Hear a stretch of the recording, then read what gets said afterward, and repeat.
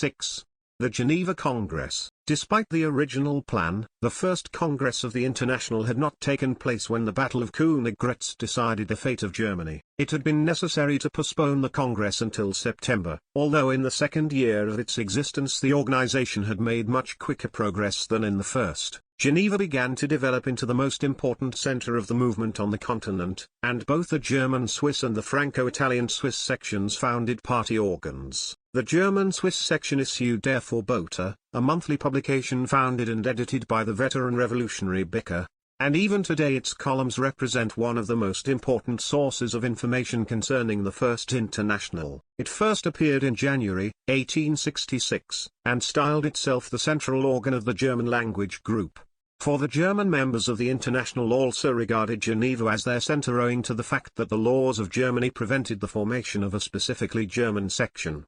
And for much the same reason the influence of the Franco-Italian-Swiss section in Geneva extended into France. The movement in Belgium also issued a paper of its own entitled La Tribune du Peuple, and Marx recognized it as the official organ of the International equally with the two Geneva papers.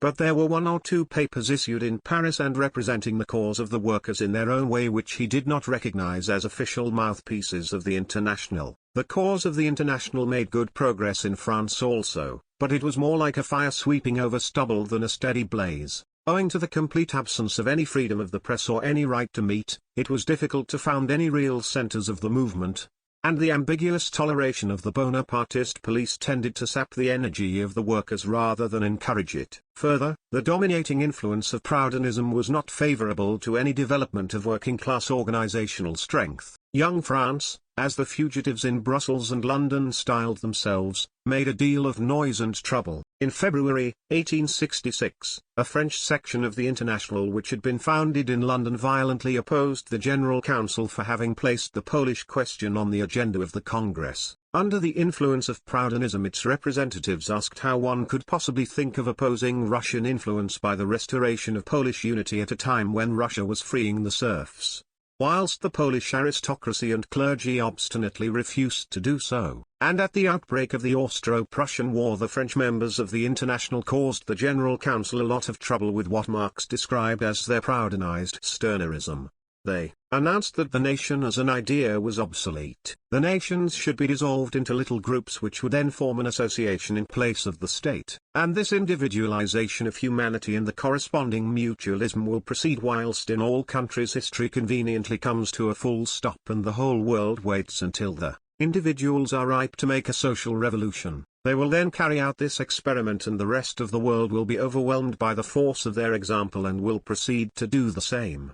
This sarcasm was directed against Marx's very good friends Lafargue and Longuet, who were later to become his sons-in-law, but who at the time were making themselves a nuisance as apostles of Proudhon. Much to Marx's satisfaction, the main strength of the International was still in the English trade unions, and in a letter to Kugelmann on the 15th of January, 1866, he expresses delight at the fact that it had been possible to draw into the movement these, the only really big working-class organizations. He was particularly pleased with a monster meeting in favor of the reform of the franchise which had taken place a few weeks earlier in St. Martin's Hall under the intellectual leadership of the International.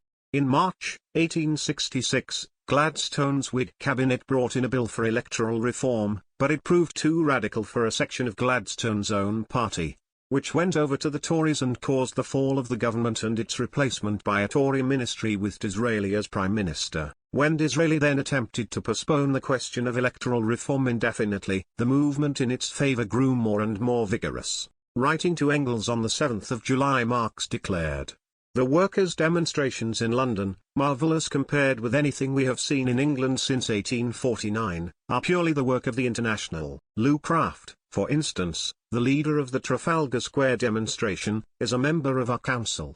At a meeting of 20,000 people in Trafalgar Square, Lew Craft proposed a demonstration in Whitehall Gardens, where we once chopped off the head of a king, and shortly afterwards a great demonstration of 60,000 people in Hyde Park almost developed into an insurrection. The trade unions freely recognized the services of the International in furthering the movement which was sweeping the country.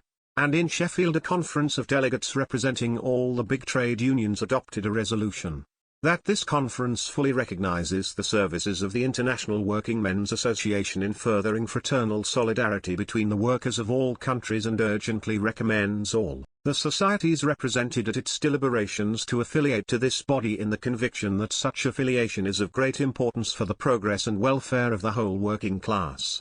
As a result of this resolution, many trade unions then affiliated to the International, but although this was a great moral and political success, it did not yield proportionate material advantages. It was left to the unions to pay what affiliation subscriptions they thought fit or none at all, and when they did decide to pay anything, their contributions were extremely modest. For instance, the boot and shoemakers with 5,000 members paid an affiliation subscription of £5 annually, the carpenters with 9,000 members paid £2 annually, whilst the bricklayers with from 3,000 to 4,000 members paid only £1. However, Marx was very soon compelled to recognize that the damned traditional character of all English movements was making itself felt in the reform movement too. Before the trade unions had approached the bourgeois radicals in connection with electoral reforms, and the more the movement promised to yield tangible fruits, the closer these relations became. Payments on account, which would formerly have been rejected with great indignation, now appeared as acceptable prizes in the struggle. Marx missed the fiery spirit of the old Chartists and deeply regretted the incapacity of the English to do two things at once, pointing out that the more progress the reform movement made,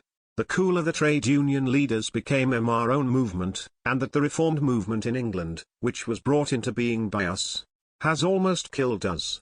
A strong bulwark against the advance of this tendency was removed owing to the fact that Marx's illness and his convalescence in Margate prevented him from intervening in person. The Workman's Advocate, a weekly paper which the Conference of 1865 had raised to the dignity of an official organ of the International and which changed its name to the Commonwealth in February 1866, caused him a lot of trouble and worry. He was a member of the management of the paper, which was compelled to fight ceaselessly against financial difficulties and was therefore dependent on the assistance of the bourgeois electoral reformers. He did his utmost to counteract this bourgeois influence, and at the same time he had to compose the jealous disputes which arose in connection with the editorial work. For a time Macarius was the editor of the paper and he published his famous polemic against John Stuart Mill in it. Marx rendered him much assistance in the writing of this work. In the end, however, Marx was unable to prevent the Commonwealth from degenerating into a purely reform organ for the moment, partly for economic and partly for political reasons. As he wrote to Kugelmann, this general situation explains completely why he harbored lively misgivings concerning the coming Congress of the International and feared that it would expose us to European ridicule. The French members insisted that the decision of the General Council to hold the Congress in May should be adhered to, and Marx wanted to go to Paris to convince them of the impossibility of this date. But Engels declared that the whole affair was not worth the risk of falling into the hands of the Bonapartist police where he, Marx, would be without protection. It was not so important whether the Congress made any valuable decisions or not, so long as a public scandal was avoided, and that would be possible somehow. In a certain sense, of course, at least towards themselves, any such demonstration would be a failure, but it need not necessarily be one which would ridicule them in the eyes of Europe. The matter was finally settled by the Geneva Organization, which had not completed its preparations for the Congress and therefore decided to postpone it until September. And this was agreed to everywhere except in Paris. Marx had no intention of attending the Congress, for his scientific work no longer permitted any considerable interruption, and he felt he was doing something more important for the working class than anything he might be able to do at the Congress. But for all that, he devoted very much of his time to assuring the best possible auspices for the Congress. He drew up a memorandum for the London delegates and deliberately limited it to such points as would permit immediate cooperation and understanding between the workers and serve the immediate needs of the class struggle and the organization of the workers as a class. One can pay this memorandum the same compliment which Professor Beazley paid to the inaugural address. It sums up the immediate demands of the international proletariat more thoroughly and more strikingly than ever before in a few pages. The President of the General Council, Odger, and its General Secretary, Kremer, went to Geneva as the representatives of the Council, together with Macarius and Jung, and it was on the two last named that Marx chiefly relied. The Congress took place from the 3rd to the 8th of September under the chairmanship of Lung and in the presence of 60 delegates. Marx found that it had been better than I expected, but he expressed himself bitterly about the gentleman from Paris. Their heads were full of the emptiest Proudhonist phrases. They babble about science and they are utterly ignorant. They scorn all revolutionary action, that is to say, action arising out of the class struggle, and all concentrated social movements.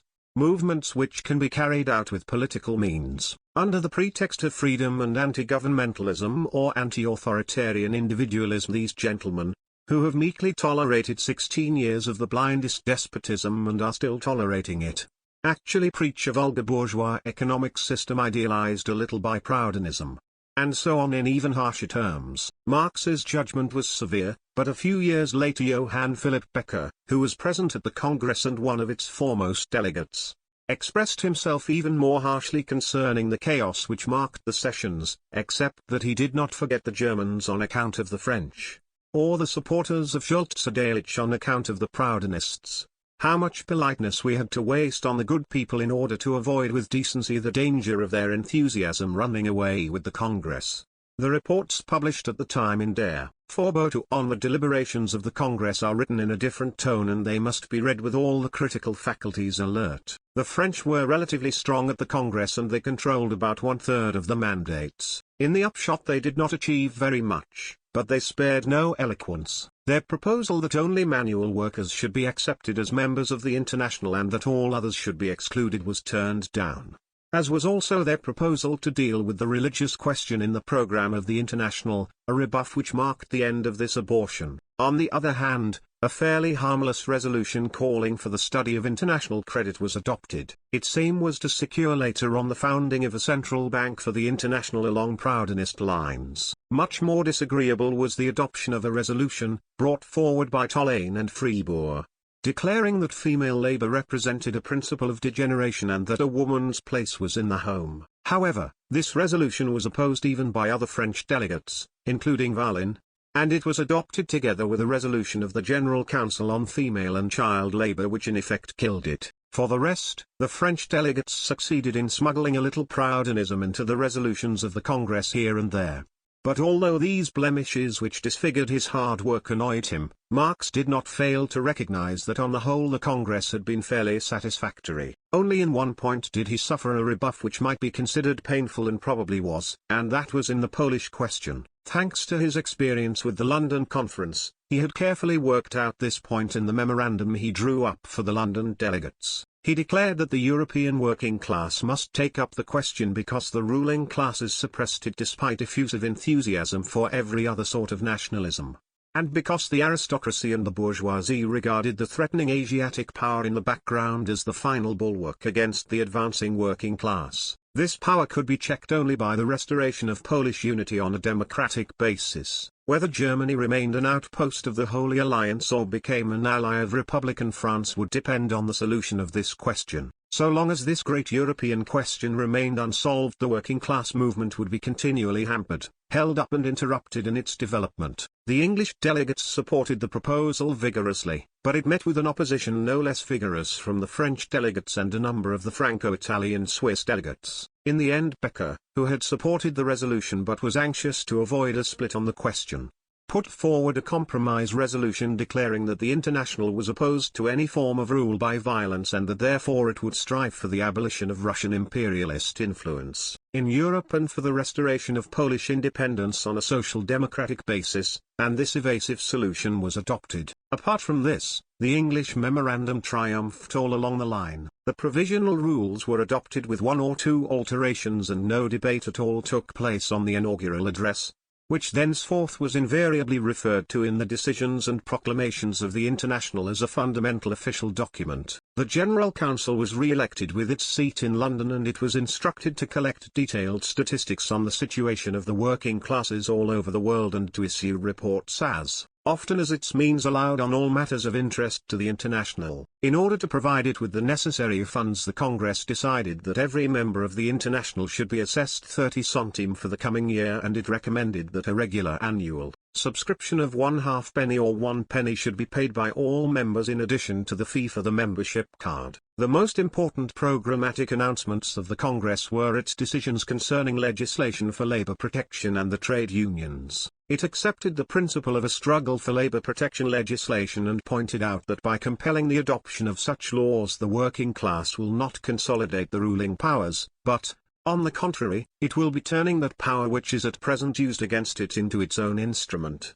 With general legislation it would be able to obtain what it would be useless to attempt to obtain by isolated and individual efforts. The Congress recommended the shortening of the working day as a necessary condition without which all the other efforts of the proletariat in the struggle for emancipation must fail. The shortening of the working day was necessary in order to restore the physical energy and health of the workers and to give them the possibility of intellectual development, social intercourse and social and political activities. As the legal maximum working day the Congress proposed 8 hours, the working time to be arranged in such a way as to comprise only the actual working hours and reasonable pauses for meals. This maximum 8-hour day should apply to all adult workers, both men and women, adults being all persons having completed their 18th year. Night work was condemned on principle as dangerous to the health of the workers, unavoidable exceptions to be laid down by law. Women workers should be strictly excluded from night work and from all forms of work harmful to the female constitution or morally objectionable for the female sex. The Congress regarded the tendency of modern industry to draw children and young persons of both sexes into the process of social production as salutary and legitimate progress,